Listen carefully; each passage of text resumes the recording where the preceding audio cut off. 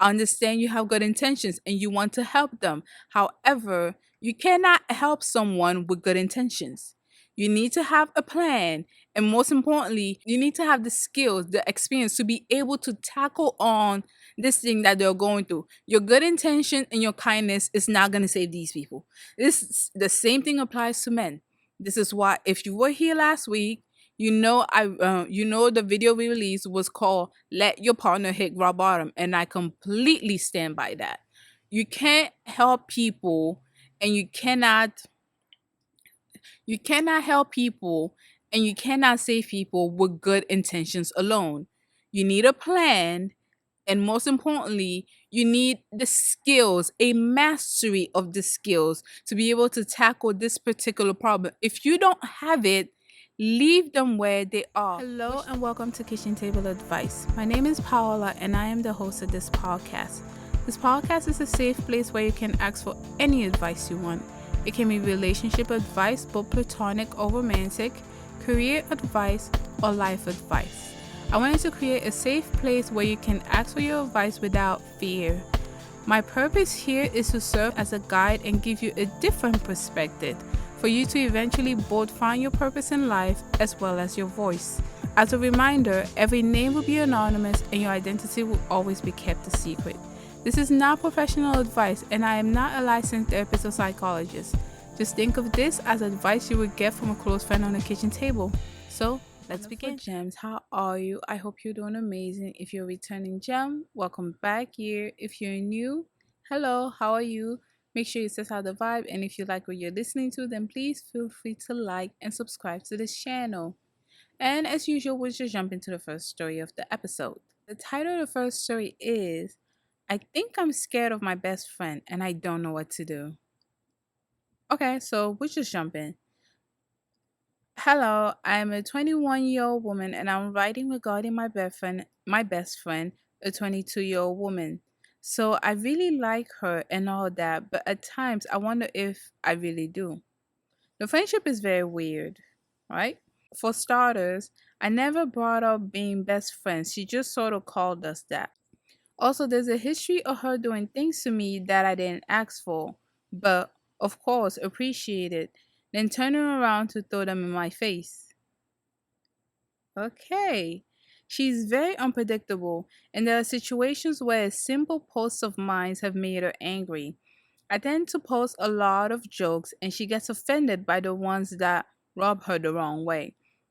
There's also no telling what type of text I send that may make her blow up. Because of this, I tend to get anxious whenever she confronts me with something, even as a joke, because I know it can go left really quickly. For example, I've been going for a type of training every morning recently. I'm a student, and she says I have quote unquote forgotten her. Talk instead of just trying to meet. I like my own space a lot and I'm not really in the mood to see her, to be honest. I saw this message some minutes ago and I've been anxious since. It just feels like my heart tempo has changed and I'm suddenly scared of the unknown. I have a history of anxiety inducing friendships with toxic people, and I'm afraid I've gotten myself into that cycle again, especially since I'm planning to basically cut her off when I graduate. Good, good for you. That's exactly what I was going to suggest. It's not like I'm a pushover. I stand my own ground and do what I want. Plus, I have okay and nice friendships with other people. I don't know why I just seem to be bad at picking besties or going with whoever picks me because that's how it's always been. Do you have any advice for this situation? All right. So this is pretty short. So we're just going to jump into your advice. And I first want to say you are not alone. You may think this is because you have an anxiety or anxiety inducing friendships. You just like being on your own. But no, there are actually people out there who specifically target people who appear to be quote unquote shy or quote unquote quiet. I just think you're good in your own space and you know I think you're just reserved. From this, I'm just reading that you're reserved. I know it may seem that this is due to your anxiety, but there are actually people out there who they purposely rush into relationships and make it seem like you're more closer than you appear to be. You just met them yesterday and you had a pretty pleasant conversation, but now you're all of a sudden you're the besties, you're the this, you're the that. And this is kind of like love bombing. I know we tend to talk about love bombing from the male perspective, but this is actually love bombing from a woman's perspective. They will cater to you and even volunteer to do stuff for you at no charge. And then when you ask for your space, because you've been with this person a lot, and if you're more on the reserved side or the introverted side, you kind of need your space to recharge. They're gonna lash out on you. You're a bad person. People always do this to me. That's that's also a warning sign when everybody always tends to do this to them. They're always the victim. It's like these people have their own issues to deal with. So I just need you to realize this has nothing to do with you being an introvert. It has nothing to do with you being reserved, and it has nothing to do with you occasionally having anxiety and maybe you don't need to navigate. This has everything to do with them. People who tend to perpetuate these kind of stuff are stuck in like a cycle of trauma and victim mentality where they feel like the world is always wrong in them, even though they themselves put themselves in situations where it hasn't been fully assessed. How can she call you a best friend if you've just met? And then it's like, oh, it's like trying to accelerate that. I don't know what it's called. Obviously, when you're dating, we call it the dating period, and it's much easier to see that with a man. But with women, I don't know what it's called, but it's like trying to accelerate your friendship, trying to accelerate your relationship, and make it seem like it's closer than what it is. When at the end of the day, you don't really know this girl, and she doesn't really know you. So why is she calling you her best friend? It's kind of weird. I would just suggest now that you know this is a thing, please run away from women like this. Yes, this channel is to help young women and girls and to empower them, all right, mainly. But there are some young women and girls out there who are problematic, who are going through their own stuff. And no matter how much you care about them, no matter how much you want them to grow, you need to realize something. These people are dealing with their own set of stuff. I understand you have good intentions and you want to help them. However, you cannot help someone with good intentions. You need to have a plan. And most importantly, you need to have the skills, the experience to be able to tackle on this thing that they're going through. Your good intention and your kindness is not going to save these people. The same thing applies to men. This is why if you were here last week, the video we released was called "Let Your Partner Hit Rock Bottom," and I completely stand by that. You can't help people and you cannot help people and you cannot save people with good intentions alone. You need a plan, and most importantly, you need the skills, a mastery of the skills to be able to tackle this particular problem. If you don't have it, leave them where they are. Wish them all the best, send them positive vibes, you know, and that's the best you can do, and detach yourself from them. Some people understand something is wrong when we start detaching ourselves from them. They may start to look at their life and wonder why people always run away. And then there's some people, when you detach from them, they're the perpetual victim. They're always a victim. Everybody around them is wrong, they're right. Life is just out to get them. People are just out to get them. There are no good people in the world. It's just blame, blame, blame, blame, blame. And those people can be very, very draining and stagnant to your own growth. So, my advice is, which she already alluded to this, I was going to tell you, cut her out. I mean, to be honest, I think you can just cut her out right now before graduating. But if for some reason you need to have her in your, just cut her out. These people are so very draining. They're emotional vampires. They are so very draining. And she's inducing anxiety in you, which is inducing stress. And it's just a whole whirlwind of just flat out nonsense, is what I'm going to call it. And I understand you care for this girl, but she needs to get cut out of your life right now. Don't wait till graduation. Cut her out. If you, and I've said this, I've definitely given this advice before. This is usually pertaining to men. When a girl will write in and she says, I feel uncomfortable around this guy and I want to give him the benefit of the doubt. We need to stop giving people the benefit of the doubt. If you feel uncomfortable around someone, your intuition is telling you they're not a good person. If you feel scared of your quote unquote best friend, run. Please. Please. Ladies, um, please, girls, ladies, women, whatever you want to be called, if you feel uncomfortable in a certain situation or around certain people, regardless of gender, remove yourself from that situation.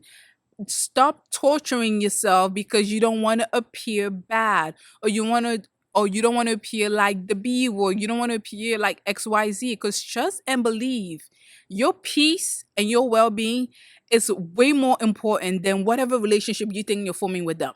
The reason why you're feeling uncomfortable is because they don't have good intentions for you. Best case scenario, they're trying to use you. Worst case scenario, they're trying to abuse you. They're not good people. If you have that sentiment, get out. And no, you don't need to come up with an excuse. You don't need to do something. Obviously, if your life is in danger, nice your way out of it. I know it's unfortunate, but try to nice your way out of it and never meet with them ever again. Completely go ghost. It's okay for you to ghost people sometimes, especially when they're being total creeps and you're literally scared of them.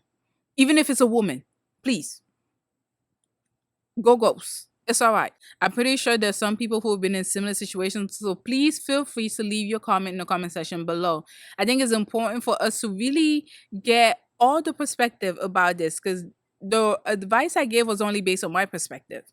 And I've seen this happen to a lot of girls where some girls would just pressure them and try to speed up the friendship when they barely even know them. And then they found out that she's dealing with all this, dealing with all that. And now she feels guilty because she doesn't want to leave her quote unquote friend while she's down.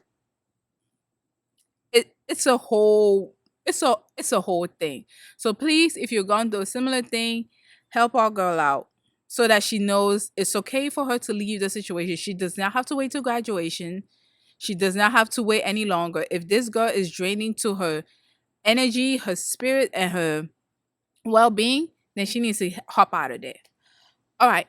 So that is it. Ooh, my glasses are falling. All right. So that is it for this advice. We're going to take a break right now and come back with the second story of the episode. All right, so we are back with the second story of the episode, and we're going to stay on theme with the whole friendship thing. All right, so the title of the story is I'm dealing with an extremely self critical friend. Okay, here we go. I'm a 30-year-old woman, and my friend, a 35-year-old woman, is extremely self critical of herself and constantly messages me, which ranges from pictures of her ice cream haul from the supermarket um with the caption that says guilty and ill about everything she does. Her work plans and career are not taking off in the way she imagined, but she will also not take any mal advice from our larger friend circle.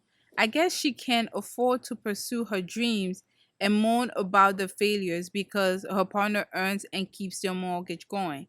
I'm just learning to slowly shush the self critical voice, and seeing her messages are really triggering. Any advice on what to do short of cutting her off entirely? Okay, I have no advice to give you. Since it's short of cutting her off entirely, the only thing you can do is cut her off entirely. It's just, I don't know. I don't know if this is another like trying to pull at heartstrings that she's trying to do. It's just the thing is, and I've started realizing this after coming on the internet and giving my advice. The thing is, most people know what they're supposed to do. In most situations and in most relationships, most people know what they're supposed to do. They choose not to do it for any sort of reason.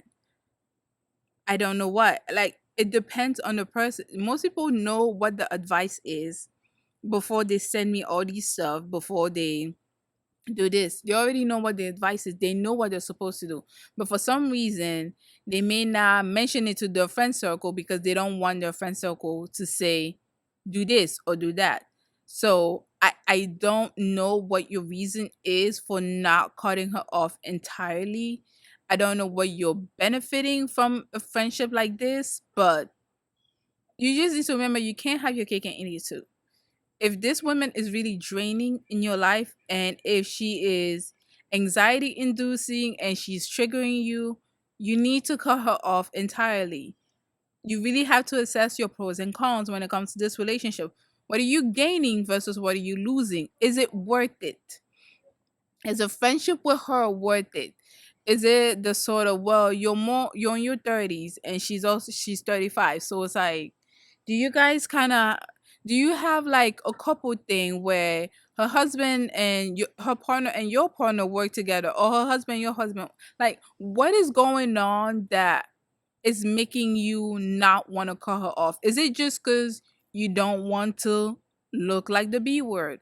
Because that's also a viable reasons. Whenever people send me messages and ask for my advice, is because they don't want to appear like they're a bad person. But the thing is, why would you care what someone who does not care about you thinks? It's like, if someone is treating you if someone is treating you in a manner that is disrespectful to you, that is draining to you, that is making you uncomfortable, why extend grace to them when they have not extended the same to you? And I'm just telling you, leave. I'm not telling you to cuss them out. I'm not telling you to write a long paragraph about how bad of a person it is. I'm just telling you, leave. Take yourself out of that situation. Take your energy back. Don't torture yourself because you don't want to look like the B word or you don't want to seem like a bad person. At the end of the day, who the freak cares? You know who you are. You know you're not the B word. You know you're not a bad person. You know you're a caring and supportive person. So who cares what other people think? Some people are just going to see us however they're going to see us. It does not matter how good you are. It doesn't matter if you're always there for them, if you always help them, if whenever they need someone, you rush out in the middle of the night and you're there for them. It does not matter to them because for them, you're always going to be bad. If you happen to not be there once at their whims, they're going to call you out your name, or they're going to say you're a bad person, or they're going to say you're selfish. Who the freak cares? Yes, be selfish. Be the center of your own universe and kick them out of your universe. See how they react to that. But yeah, my advice is cut her out, cut her off. And if for some reason you don't want to cut her off, then really examine your pros and your cons and see why you should remain in this relationship. And is it worth it? 9 times out of 10, it's not, but hey, you might be the one anomaly. All right, so this was really short. So we're going to have 3 stories for this episode. We're just going to take a quick break right now and come back with our third story of the episode. All right, we are back with our third and last story, and this is going to be really, really quick and really, really short. So, the title is, What are some green flags to look for in female friendships? We're already talking about friendships, so we're just gonna continue down that road.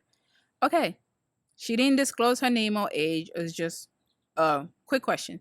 All right. So we all want to surround ourselves with supportive and uplifting friends, especially in our female friendships. While red flags can be easy to spot, sometimes they're not. Let's discuss the positive signs that indicate a healthy and empowering friendship. From celebrating each other's success to genuinely wanting the best for one another. What are some green flags that make female friendships truly special? Please share your insights if you have any. All right. Thank you so much for writing this in. And I think it is very important for us to also acknowledge the green flags in our female friendships. But I think acknowledgement of what these flags are is a great thing, but also reminding ourselves that women are not a monolith. Not every woman is going to act according to whatever idea we have. We need to remember, living in this world, from the moment we're born to right now, unfortunately we have been conditioned and we have been programmed to think a certain way, and we navigate our life because of that conditioning and that programming. Yes, it is great to have someone who is empowering and cheering you on and celebrating your success. It's great, but some people, they don't want that in a friendship. They don't want that in a female friendship. So for me, I would just tell you the green flags in the female friendships, which is basically the same as the green flags in a romantic relationship with a man or woman or whatever. You just need to identify, what do you like in a person. That's it. What do you value? The green flags in the friendships are the same as your values and your beliefs. If you want someone who's honest with you and you're not going to take offense to them being honest, obviously not critically honest or not trying to hurt you, but honest from a loving place, then that's going to be a green flag for you. Some people are not going to want that. Some people want others to lie to their faces. And I'm not here to knock you down. If that's what you want, by all means, do you. But if honesty is something that you want, then you need to look for people who have that. And for that to happen, you need to be able to give it out to the world. Yes, some people are going to betray you when you're honest with them. They might use it against you. Yes, some people are going to try to hold your honesty over you and try to make you do other stuff. But the green flags you want in the friendships are also the same green flags as you. I'm pretty sure you've heard the saying, you're a combination of the five people you hang around. If you're an honest person, even though some people are going to betray you, you will find someone who is going to appreciate that honesty, who is going to meet you exactly where you are and reciprocate that same thing with you. If you want someone who is going to cheer for your success, then you need to be ready to cheer for someone else's success. And yes, are you going to find people who just want you to be there to be their cheerleader? Yes, you will. But once you realize she's using you as a cheerleader, you need to be comfortable to cut her out of your life. You can't be concerned with her thinking you're a bad person or you're selfish or you're the B word because you're not moving according to her. The point of the matter is, the green flags you're looking in female friends as well as relationships should be the same green flags in yourself. That's all it is. It's not, I know sometimes we try to make it more difficult than it is, but it's actually not that difficult. If you want if you want anyone with a particular trait, you need to be able to extend that trait out into the world for them to know, this person is just, I appreciate this trait, I have this trait, and I want to be around this person.